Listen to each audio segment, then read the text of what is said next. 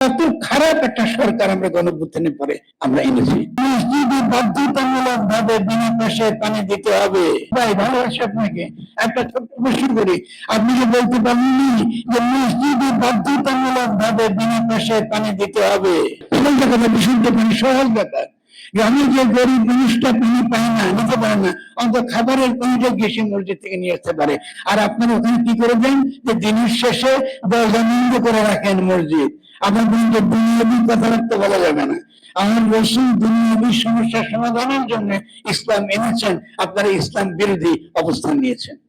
কেন পারেন না? এটা কি যুক্তি? এটা কোনো যুক্তি না।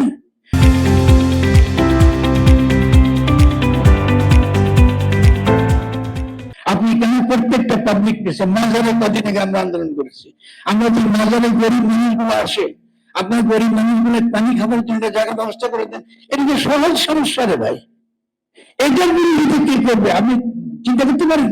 তাহলে কত খারাপ একটা সরকার আমরা গণঅভ্যুত্থানের পরে আমরা এনেছি, চিন্তা করতে পারি কত গণবিরোধী একটা সরকার। তার কোনো দায় মনে নেই মানুষের জন্য। সে এসে পোর্ট দিয়ে ফেলতেছে, ইপিজি দিয়ে ফেলতেছে, মার্কিন যুক্তরাষ্ট্রের কাছে দিতেছে, কারো কারো কাছে বিদেশি কোম্পানির কাছে সব দিয়ে দিচ্ছে। সেন্ট জানি না এটা কি অবস্থা।